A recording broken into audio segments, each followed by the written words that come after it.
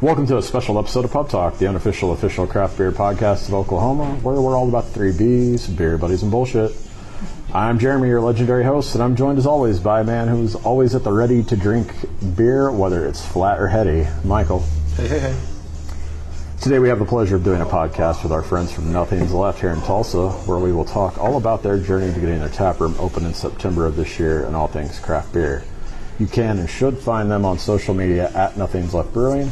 You can find us at Pub Talk Podcast. Don't forget to hit the subscribe button on your favorite podcasting app so you never miss an episode. All right, let's get into it. All right, so we like to start off these podcasts with the breweries just kind of by doing some introductions. Let you guys introduce yourselves, tell us who you are and what you do. Sure. I'm Travis Richards. I pretty much do a lot of stuff. Brewing, cleaning, talking to people, podcast. Yeah. I'm Lacey Richards. I'm Travis's wife, and I do everything else. That's what's on my business card is owner/everything else. So tap room and PR and social media, all kind of stuff. Right on.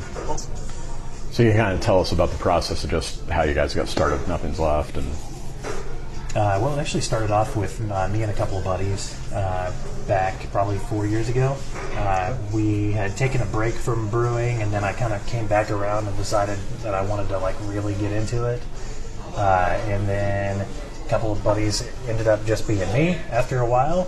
Work was in the way for a couple of them, so I was the only one left. So I went ahead and just went full steam. I started brewing beers, went to a couple of different events and stuff around town, and eventually kind of met up with the brewer over at Anthem at First Draft a few years ago, just kind of talking around, saying, I wanted to do some contract brewing. I wasn't quite ready to jump full into a full brewery, but I still wanted to get a beer out there and start building the brand. And I think it was pretty much 9 o'clock the next morning. I was in Oklahoma City, sitting down talking to the guys at Anthem about our beer going into tanks up there. Nice. And that was a pretty fun journey. It took a lot of time, and I learned a whole lot of stuff really quick, from getting kegs and making scaling up recipes and really just all the work that really goes into making beer. When you're at home brewing, everything is right there, and it's pretty simplistic. If you're doing 10 gallons or 15 gallons, it's a fairly manageable amount of beer. But all of a sudden, when it's 15 barrels of beer at once, and there's a lot of stuff riding on it, it becomes a whole different beast. Yeah, for sure. And then we just basically did every single festival we could possibly get into for 2 years prior to that, while we got our business plan together, wrote more recipes. We basically tried to put a new beer out at every single hop jam. Yeah. And Harvest Beer Festival and all the big ones, we always just full in. Most of the time, the beer that I came up with for those, I usually came up with the day I brewed them. So I always like to redline it when it comes to stuff like that. So yeah. I think we still sort of keep that. We still kind of keep that same mindset here. Edge of our seats. We brew by the seat of our pants usually. It'll be a day or two before or between coming up with an idea, writing a recipe, and then actually putting the beer into a tank. It's usually about probably 2 to 3 days. Don't second guess yourself. Yeah. Yep. Just go full in. That's definitely how Yabba Dabba Brew got going, because we discussed 10 recipes, and then one day he goes, I gotta go get a lot of Fruity Pebbles. And I was like, what are you talking about? And he was like, I'm gonna make a Fruity Pebble beer. And I was like, okay, sounds good to me. Yep.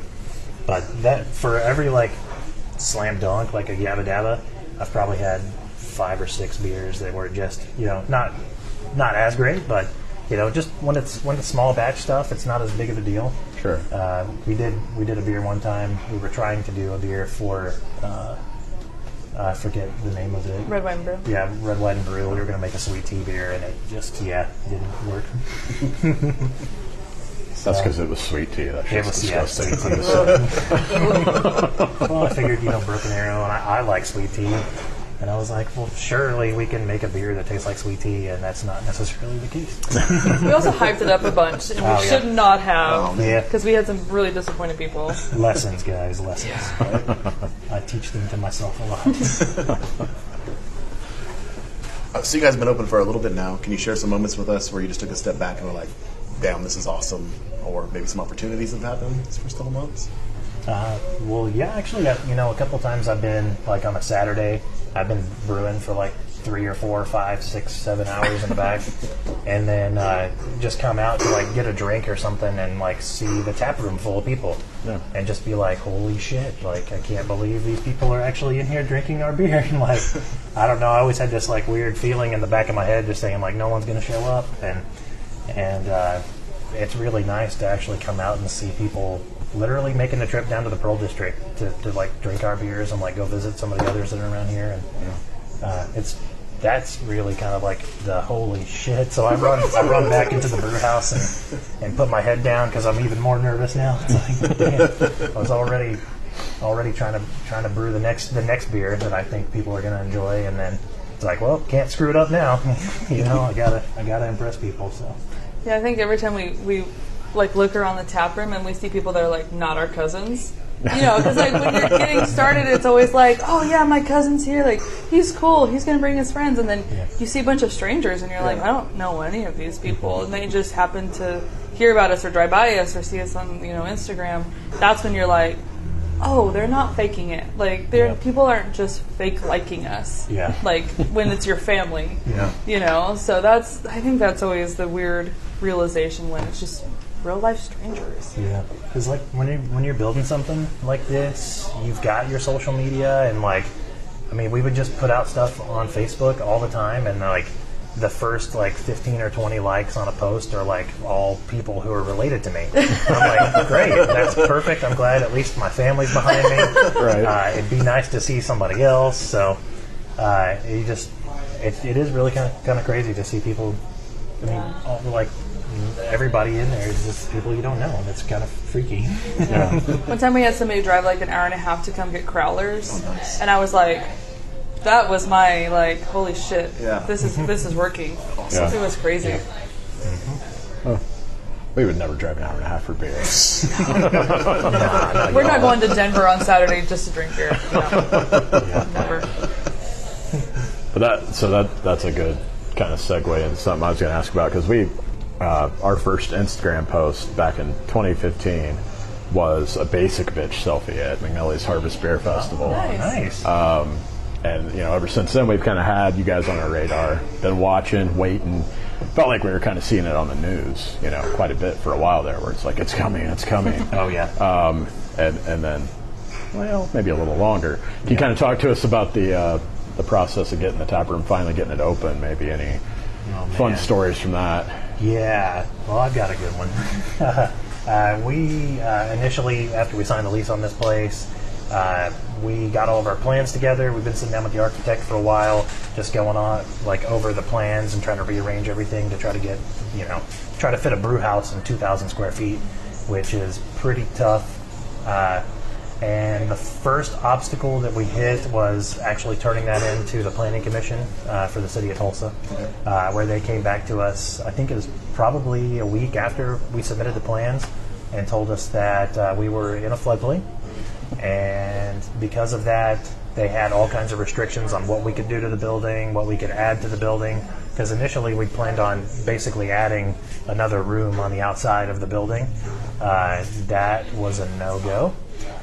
So we actually, from the time we announced that we had a space until the time we actually fully started construction, was like 6 months. Oh, wow. And within that 6 months, I think three of those months we spent waiting on the city, basically knocking the ball back and forth, saying, well, we want to do this, and they say, well, you can't do that, but you can do this, and then it just came down to a point where we were pretty much thinking about just kind of saying, screw it, we're going to find a different place. And then someone suggested we have the Planning Commission come out to one of the Pearl District Association meetings, and they showed up, and so did we.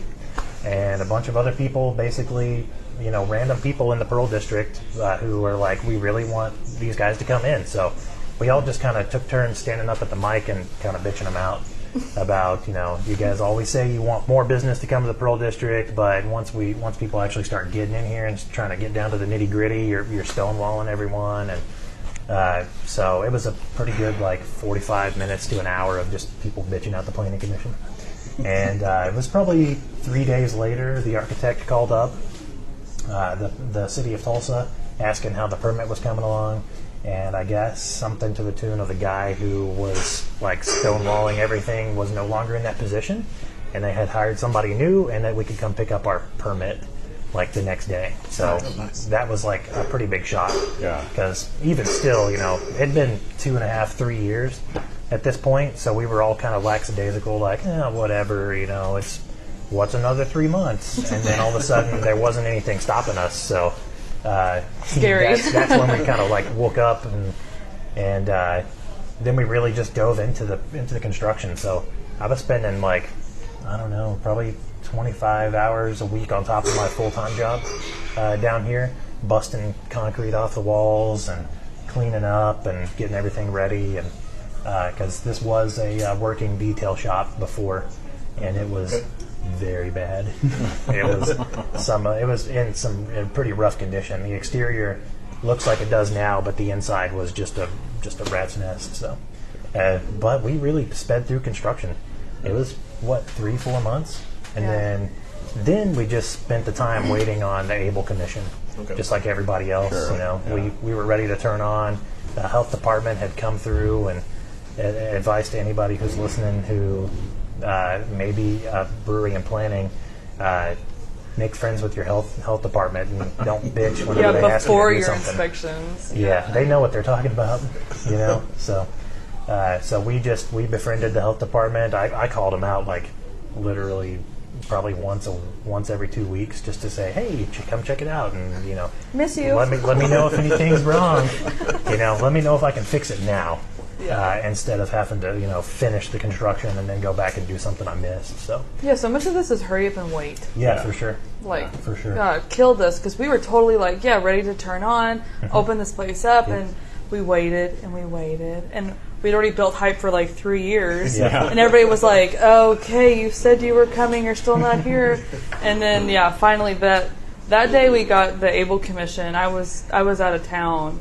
And like he played this joke on us and played this video where he was like looking through mail that was the detail shop's mail, and he was like, "Oh my gosh, look at all these bills from this guy," and he goes, "Oh, and look at this Able Commission, license." And like, gonna be honest, I ugly cried. It was a big deal. It was a big deal, but we finally got it. And that was another wake up call, just like getting a building permit. It's like, oh. Shit, all right, well, we're legal to brew.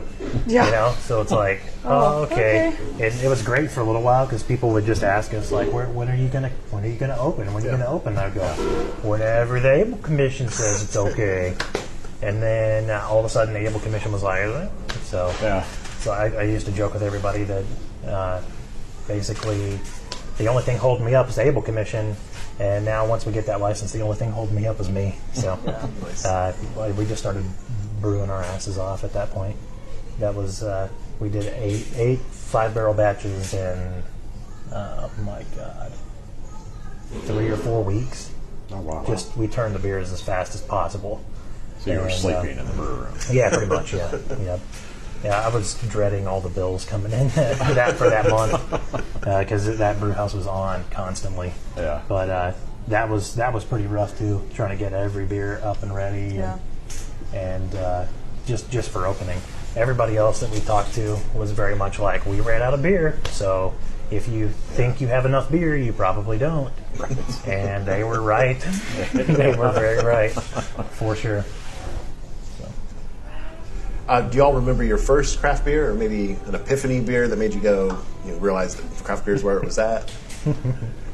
Lacey probably not so much as me, but I don't really know. I just always enjoyed like trying other beers. I spent not a lot of time, but maybe a year or so under the age, like the legal drinking age, trying Is your dad listening? all the beers. But we would basically pick up any like new Samuel Adams beer, Okay. And that was kind of like my gateway really. Me and a buddy would literally get like a new beer every week and just try through them because they didn't really do mixed sixes back then. So it was like you buy a 6-pack of the beer, and if you liked it, it's great. If you didn't, then Oh well. Just beer bonging. Yeah, there you go. So, and you know, I just like everybody else, you know, who discovers alcohol for the first time. You know, like for a little while, it was like I'll drink whatever, you know, and then eventually it got to the point where it's like I want to be a little more, like I want to finesse this a little more. Like I want to know more about beer. I want to learn. I want to be able to talk to somebody about beer and it not be like me fumbling over myself, you know. Trying to think of beers I've had, you know. So I think that kind of drove me a little bit. But the main thing is I wanted to cook. Like I wanted to actually go to culinary school. Okay. And then once I realized that it would be like working in a Quick Trip in hell, I was like, no, I'm going to try to find something else. So I think beer kind of came pretty naturally after that. Yeah. It's in the neighborhood. Mm-hmm. Yeah, kind of. I'm not a big beer drinker, honestly. I probably wouldn't. I like sours and I like stouts, but most everything else I'm pretty but I'll try anything. Yeah. I'll try literally anything. I feel like I'm a little bit more unbiased because I don't really have any super favorites. Like I don't have a style that I'm just like really attached to. So I feel like I can find nuances in stuff where a palate that tastes it all the time maybe can't. Okay. I don't know. Maybe I'm just bullshitting you guys. I have no idea. But I'm a cider person, so I think when I tried Austin's Honey East cider or Austin East Honey Cider, I was like, man, this is different. It was really, really different. So I like that. We use like everybody as guinea pigs too. Yeah. For beers. So if we make something, I'll have probably 5 or 6 different people taste it before it ever gets near the taps. Yeah. Usually. So I think we've got a lot of people who I got a buddy who like our favorite thing to do is like red team beers. So we'll like sit down and just try to destroy it. And if you know, eventually, like if you sit down and just do a bunch of things that you think are wrong with a beer, then you can take it back to the drawing board, fix those items, and then you know the next iteration maybe you're not so hard on it. You know, maybe it's a lot of times it's a lot better. You know, so not everything is just easy peasy. Yeah. So we were talking earlier about different festivals and things like that, and I definitely remember I was one of the people that was like, "When the hell are you opening at every festival?" Us too. When the hell are we opening? But I'm curious. We always like to ask if you have any favorite, whether it's favorite festival, just favorite memories from the festival. And I'm just going to throw out your line of Hop Jam this year was fucking insane. Oh yeah, yeah. That's always fun. Really, is to like look up and see a line, and like I think the difference between like our lines and other people's lines are like I still have like this kind of Quick Trip mentality about getting people beer. Yeah. So like I don't like for people to just stand around. So like if we ever draw a line somewhere and it's like crazy long, it's not because we're milking the line and taking 3 seconds or taking 4 minutes with every single person that comes up. It's like we want you to taste our beer and we kind of have a little system worked out where if somebody like really wants to like talk about a beer, then we just kind of like shuffle them off over to the side, and then I kind of sub out. Somebody will sub me out from the foreign beer, and then I'll talk to them a little bit, and we really try to like keep the line moving as much as possible. We've always kind of been that way for festivals. Yeah. But I don't know, what's a good memory? The time that guy kissed the keg or the cask at Harvest Festival a couple years ago, that was funny. But the year we released Basic Bitch, people went. They were stupid about it. They were crazy. They tried to buy. Yeah, they tried to steal they tried to buy the sign from me. Yeah. Like the little header thing, I could have sold it for like $100. Yeah. Oh, wow. People get crazy. They do get crazy. So. And drunk. Yeah, session 2 at Harvest Festival. Yes. Is a different beast. Oh yeah. Yep. We actually went pretty full on Basic Bitch the year we released that, and we like poured it out of a pumpkin and like everything. Yeah. So it was very much like you just go onto Pinterest and just type in like pumpkin spice Basic Bitch, and like everything we did was like off of there. Yeah. Nice. Yeah. So I don't know. Another like crazy stuff is just really people in general. Like the later it gets, we always kind of know that like people are going to start getting tipped like more than just tipsy, so we always watch out for that. But I really just like talking to people at events, and We're always so grateful. Like I said, Yeah. we're grateful for anybody who comes out of the woodwork and says, "Hey, this is decent stuff." For sure. Yeah, We couldn't do it if they weren't there. Yeah. You know? literally. Yep. So a big part of the law change that happened back in October was distribution. We've talked to different people that have their distributors, or they're going to distribute themselves, and people have just they want people to come to the tap room and pick up the beer there. What are your thoughts on the distribution process? I'm cool with still having a distributor. We still have a distributor here in town. Okay. But I think that's mostly because we don't want to have to drive a keg to Enid. And, working with a bigger company that's already got the infrastructure in place, it's really a partnership at this point, between the two of us. Before, it was really weird because we used everybody. Yeah. So when it came to getting beer to someone, I always ask them after their order, who do you want the beer from? Because we used LDF and Jarbo, and we used 3 different distributors in Oklahoma City, and so it was always kind of like this little cup game where you're like, okay, well, you want the Galaxy Pale Ale, great. Okay, well, which distributor? And then I would have to contact the distributor and tell them, hey, this person wants this, but they also have to put an order in for it. So, that's I was basically being a beer rep, for our own brand. And now we have representation, and we, like I said, we don't have to drive halfway across the state just to, make $20 on a keg. Yeah. So that's kind of how we feel. And also, you need a lot of stuff.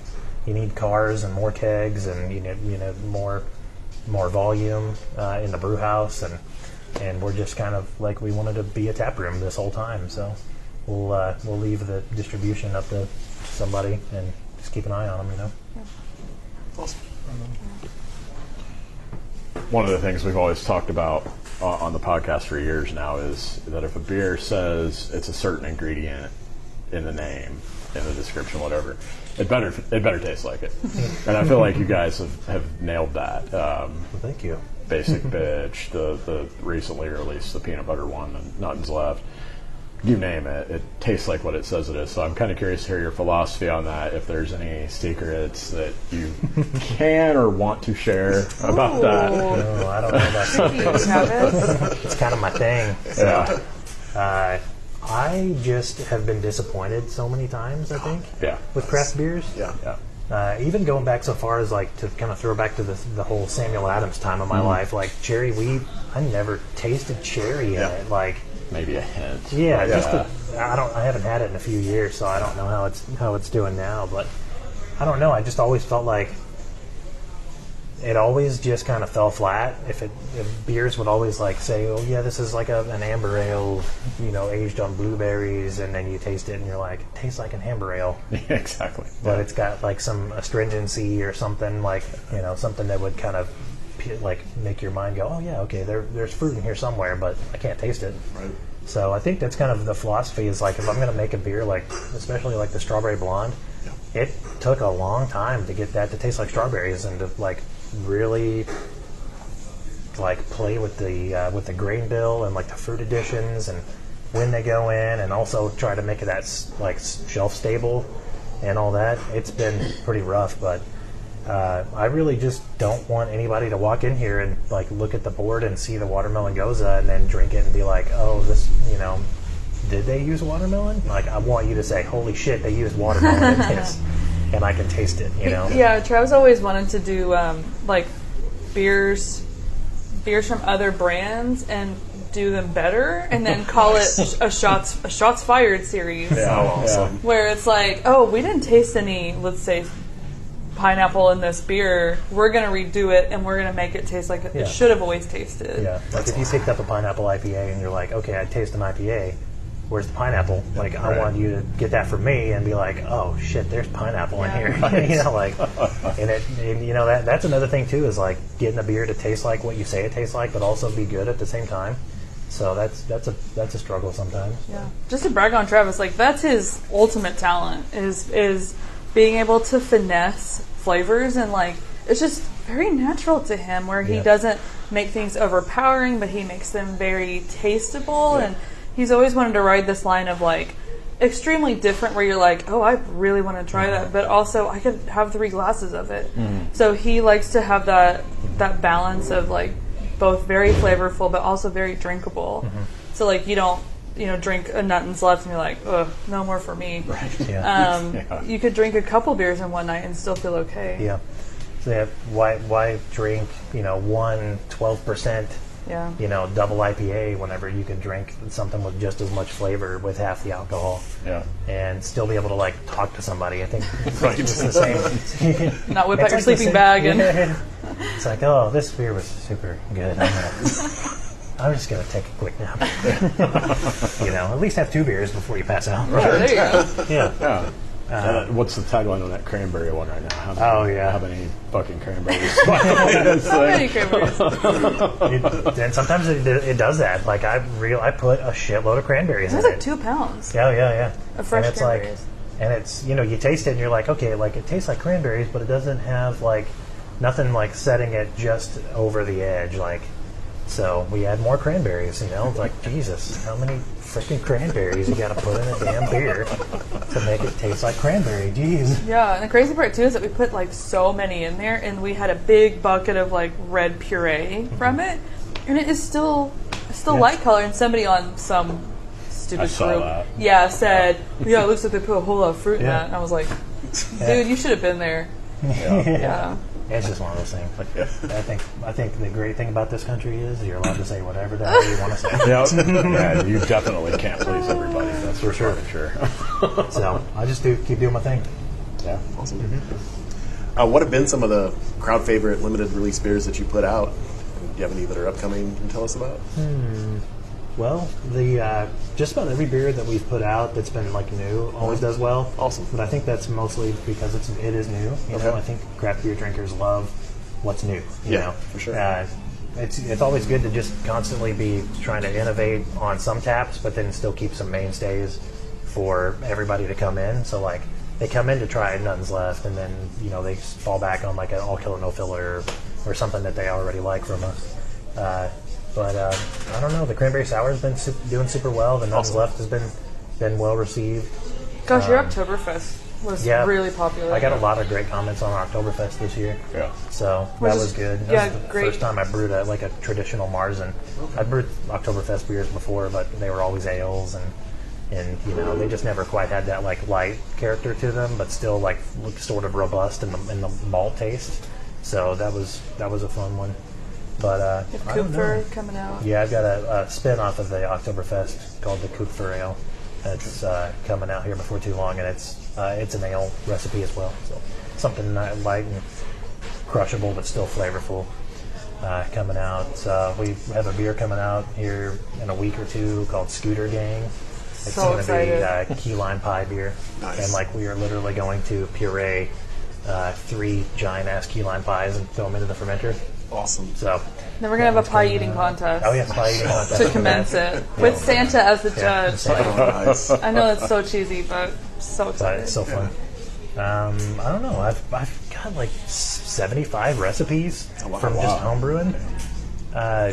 Just kind of hanging out. And, I don't usually fall back on them. I just kind of like remake them, or I'll most of the times I'll just remember a name. I've got a list of like beer names in my phone. And I might have written something like 4 years ago for a certain style of beer, but I always revisit them because I know a shitload more now than I did then. So, but I don't know. We're just constantly trying to throw something in a fermenter and just fill the taps. Yeah, sure. It's the beauty of like not being owned or owing anybody. Yeah. That like if we have a wild hair, we get to make a beer called Scooter Gang. Right. Who would have thought? Yeah. And we're small enough too. I mean, at 5 barrels here, it's enough to, keep our core customers happy all the time, and it keeps our beer fresh, and and also if we screw something up, Yep. which sometimes it happens, it's not a 15-barrel batch of beer, and you're crying as you're pouring it down down the money out drain. the door. Yeah, literally throwing money out the door. It's a lot less of a heartache if something doesn't quite turn out the way you plan or whatever, So. I think that's another thing too about us is that we keep I guess we kind of sort of keep the spirit of the homebrewer still alive here. Always trying to brew something new and like test new ingredients and try to make fun new stuff instead of like fully taking off the homebrewer hat and putting on the professional brewer hat. I think that's another part of this whole process that really kind of sets us apart, I think. Awesome. Which, on that note, we've got a lot of homebrewers that listen to the show. Oh, hell yeah. Can you kind of talk about what role that played in getting to this point? It's, Every role. Yeah, everything, right, for sure. Learning how to brew and like learning the process for sure. But there's a whole lot of stuff that people don't even tell you, or you don't even maybe realize whenever you're deciding to jump from a home brewer to doing your own thing in a spot. But the good news is we've had a lot of people, not only in this state but in other states. I've traveled quite a bit to other breweries to talk to people, like even as far as like St. Louis and like Louisville and Kentucky. We went up and talked to Goodwood about aging beer in barrels, because you can read a bunch of stuff, but I would much rather go to a place where someone's been doing something like that for years and pick their brain instead of just relying on whatever we happen to find a book or whatever message board or whatever online that you can't always trust that information. People like to talk, I think, online and give their techniques, but so yeah. Do you have a favorite part of the brewing process? Maybe a part you don't like to do? Cleaning.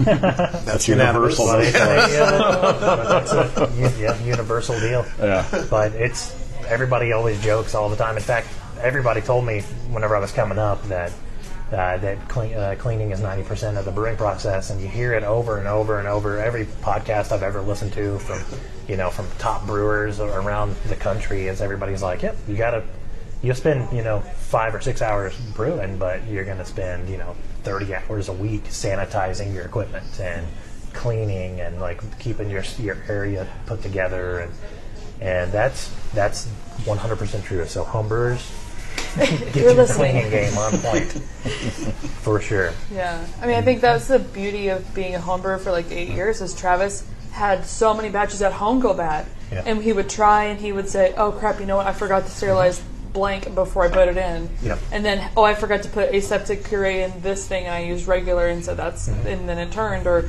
we've had bottles explode because they're over fermented. So, we make a lot of made a lot of mistakes in our own house. We've had a lot of spilled beer and broken bottles, and it translated well into owning a business because now it's not so hard. You learn all those lessons. Like I teach myself lessons all the time. I like to say that. But yeah, it's like you can sanitize and sanitize and sanitize, and then you realize one day you're like, oh shit, this ball valve actually comes apart. And there's, or maybe I was taking it apart on one side, and then I didn't realize it would come apart on a different angle or whatever. So yeah, 100% sanitize. I probably had 4 to 5 batches go south, just randomly, But I think brewing in your garage too is a pretty big deal when it comes to like sanitation. Yeah. You're essentially like brewing outside. Yeah. So the wind, like you could be completely, like you could brew and sanitize everything perfectly, and then the wind might still blow something in onto the fermenter after you like while you're cooling the beer down outside or whatever. So that's another thing too. Is just like little tiny stuff like that. Just think about every part of the process thoroughly, and that's kind of the key, I think. Heck yeah. So we talk often on the show about there's a couple of intangibles that go into creating a nice experience when you come in and get a beer in a tap room. And one of them is just, I'll call it the vibe of the tap room, which you guys have a great vibe here. You've got the video game stuff, the coloring wall. But the biggest one to me is the people. And I've been in here a few times.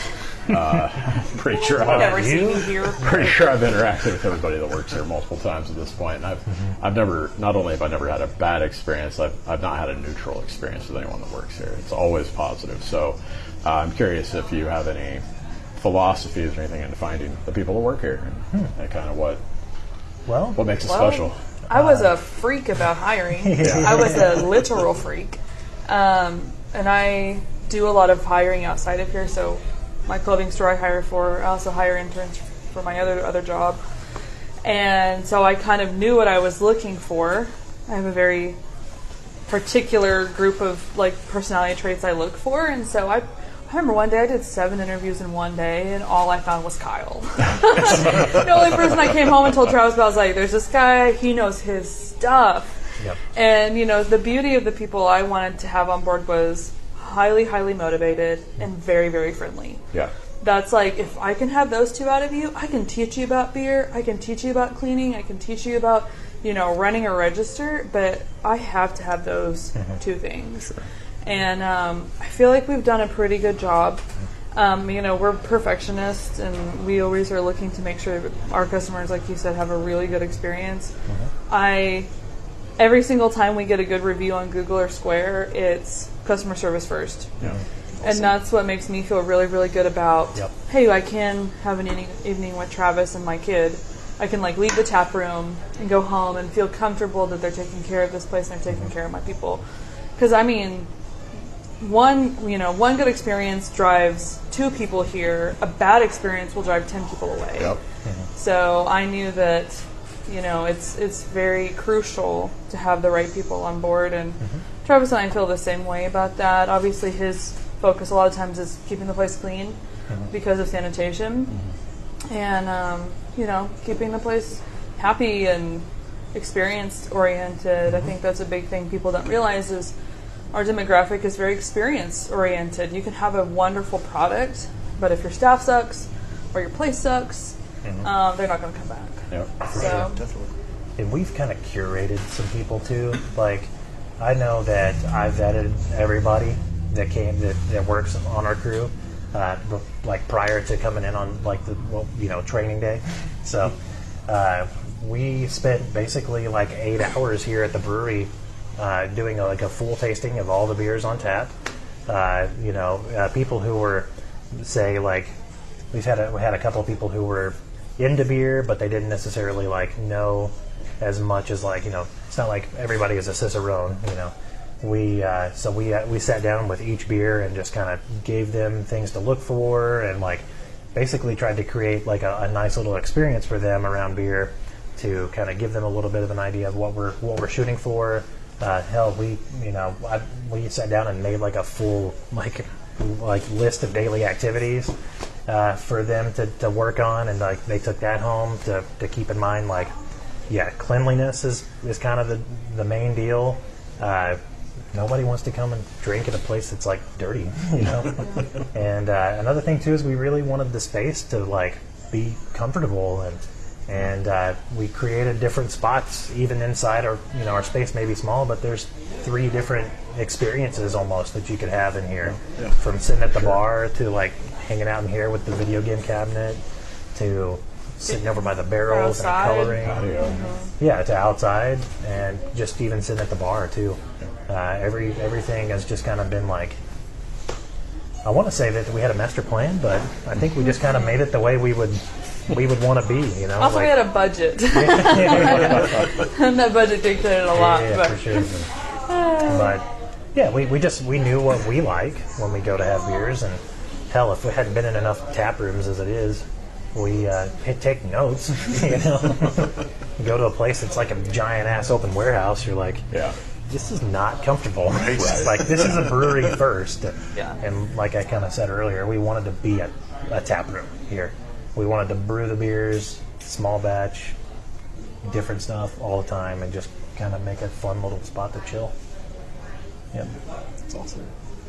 The social media presence is huge for new breweries, and you guys seem to have that nailed. I'm just curious what the process is behind putting out so much new content so often. Is it something you plan, or is it you just wing it like we talked about earlier? Just anxiety and caffeine is my only motivation in life. To be honest, no, I'm just kidding. But that's a really big question because my undergrad and my master's is in psychology and counseling. Right on. So I feel like my goal in life is to like understand what people want. And so that has really helped me in social media. not to say, people who are listening, not to say that I'm like some master, but I have realized that people aren't into being sold a lot of like sales stuff. Yeah. Like I feel like our generation was like, hey, our parents were into infomercials. That's not my gig. Please don't try to sell me things. So it's a more like understated, subconscious type thing. And so we try really hard to sell more of like ideas. We sell experiences. We sell thoughts and feelings. Sounds so mushy, but seriously, like people just really have changed in their thought process of it's an experiential economy. Yeah. They don't want to be saddled up with things or money or stuff. They want really to feel good about it when they go home. And they really care more about what they feel like. So I try to drive my social media in a way that's like, hey, we're having a new beer out that you should come by, wink. But also, we're going to have a pie eating contest. And isn't that so much more fun? Yeah. And it's called Scooter Gang, which, so we try to like parallel like cool things happening in Tulsa with cool things happening in here. We want to feel really connected to our community. It's huge for us. Travis and I are both from Tulsa. I mean, we want to feel connected to our customers too, I think. Yeah. And it feels weird to even call people customers, really. Yeah. You know? It is It's like kind of weird. I want my friends to come and like hang out. And that just happens to, we happen to sell beer. Yeah. You know? Yeah. That's what Travis always been driven by is like, if he can't drink beer with his friends, he wants no part of it. Gotcha. Like that's it. So that's really the bottom line of the whole tap room is like you come here to be with friends and you happen to drink beer. So we tried to make a place that's very inviting as a whole. We're even working on like trivia stuff, and there's a couple types. You can have like a group trivia, or you can have like individual with buzzers. Okay. And it's crazy because the one with the group brings way more people in and has a much higher success rate. So it's like you just know that there's a group mentality. People want to be together with their together. buddies, you know? Yeah. Yes, that for social aspect of beer that it's Yeah. Yeah. Hand in hand. That's what it's for all about, sure. right? Yep. Beer's about having a good time and being with friends and family, you know? right. So do you guys have a favorite beer of yours and one who would kind of point macro beer drinkers to when they walk in? I don't know. I'm a Yabba Dabba fan. Yeah. That's easy. I like the All Killer No Filler, I think. It's probably been my favorite lately. I really enjoyed the Oktoberfest when it was in. As far as like other beers, like I don't know if you guys have had like the Sequent Ale. Yeah. Yeah, I like that. for like the entire last summer, I was like, "Oh, Sequent." Yeah. That's funny because it's so full of salt, you never quench your thirst. So I know. it's perfect. I know. It's a perfect beer. Yeah. The beer that creates its own thirst. But You should make one of those. yeah. So yeah, maybe we'll see. But I really like that one. It's getting that time of year. Like I'm gonna start breaking out the quads. I think. Oh, like nice. Saint Bernardus. Nice. I'm super into Saint Bernardus about this time of year. But it always changes, you know. I drink new beers all the time, so I don't really like. I don't like to nail myself down to like a favorite, you know. Yeah. For sure. We talked earlier about making friends for breweries and planning anything. Do you have any other recommendations for home brewers or people that are looking to make a brewery down the road? I would say go with your gut. You know, like if you think of a beer and you're like, I don't know if people are going to like it. If as long as the beer's good, people will come. Okay. Let's see. I don't know. Just be prepared to like bog yourself down in paperwork. So the other, cleaning is 90%, paperwork is 7%. And I don't know. Let's see. Social media takes up another couple percent. Are you okay at math? I suck at math. Be good at math, homebrewers. Yeah. Man, I would say like a lot of it was perseverance. There was probably 20 times where we would have a terrible day or it was one of those hurry up and wait things, and I would come home and stand in the kitchen and look at him and be like, you still want to keep going? Like, you really want this? And I knew that his product was so good and his passion was so good that I would follow him wherever. I would, end up opening the place, but about every 6 months I'd be like, okay, we don't have to if it's too hard, because we were getting so many hiccups in the road and so many, hiccups, more like potholes. Yeah, and for sure. there's a lot of things in our path that really could have stopped us. But Travis said, this is me. I think in the craft magazine, it said, what would you be doing if you weren't brewing? And Travis said, nothing. I was always meant to brew. Awesome. So that's why, like I said, I'd follow him wherever, especially with brewing. But there's so much perseverance you have to really push through. Yeah. If you want it, you gotta want it for sure. There's probably been 10 times that something has happened and been like, this is where any sane person would just stop, right? That was me, the sane person, asking you to be insane. Right? But then you realize that you've already made commitments, and you're already I've been hyping up this whole quote brewing thing to people on my social media for long enough to where it's well, I don't want to quit now. I want to at least get someplace open, so that people aren't disappointed. But there's been a lot of times where it's been straight up we should just stop because maybe the industry is not in the right spot or whatever. But yeah, just not quitting. Literally just looking at it and going, yeah, okay, it sucks ass, but tomorrow will be better, hopefully.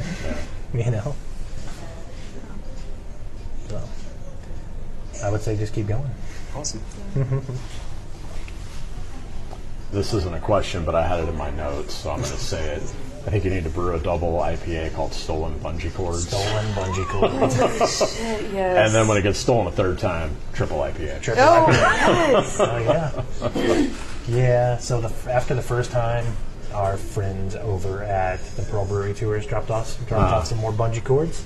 So we put those on, and one of them had a little tag on it. So I wrote on there, if you steal these, you're a huge piece of shit. So I'm really hoping that the guy that stole them can read. Well, That's beautiful.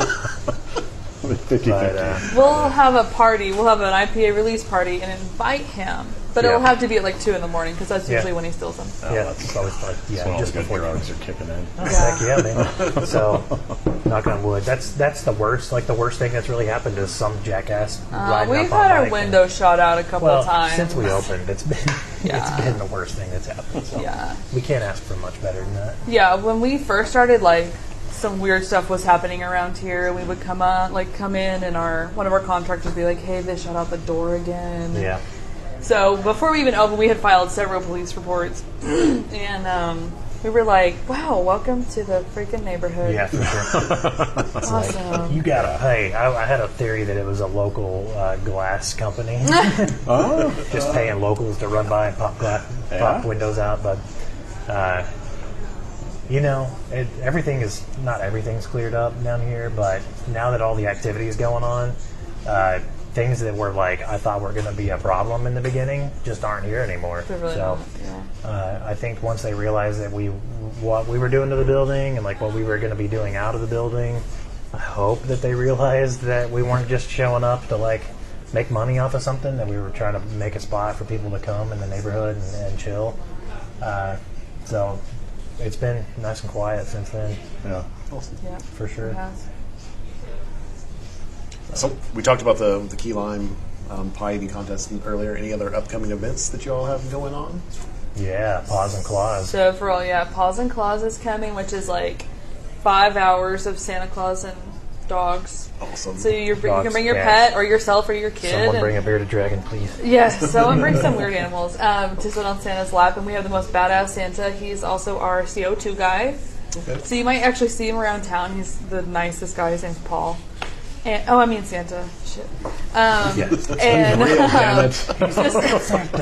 this coming weekend is the Run for Tots. So it's the Toys for Tots brewery run, hosted by our friends Rick Wilson. He's going to host a run that goes to every brewery down here in the Pearl. Awesome. And that'll be really big. They're bringing Santa in for a couple hours. They're going to do a big Toys for Tots. Marines will be on site to pick them up, which is really, really neat. To bring tons of toys. Yeah, tons of toys. We'll have food trucks every Saturday, and then we're doing Taco Tuesdays now, which is exciting. So we have a lot of cool stuff up our sleeve. Some stuff I won't name because we're not sure when we're releasing it. But, we're looking forward to 2019 being a really big year. Yeah, I'm excited for spring to come back around. Yeah. I feel like I brew a lot of beers for spring and summer. Yeah. Like I'm really into that style of beer, like those seasons. So I think that'll be interesting to see what we're doing. Hell yeah. Yeah. I could kill a lot of that strawberry blonde after mowing the yard. Yes, and Strawberry Blonde's getting rebrewed this week? Oh, it's already a thing. So yeah, we got. No, at Anthem for cans. Oh yeah.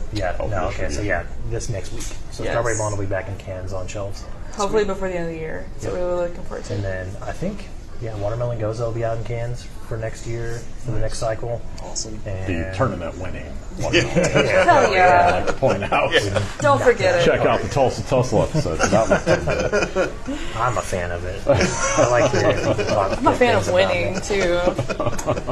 So, yeah, we got all kinds of stuff coming up. And hopefully, basically like new beers every other week, typically. So Awesome.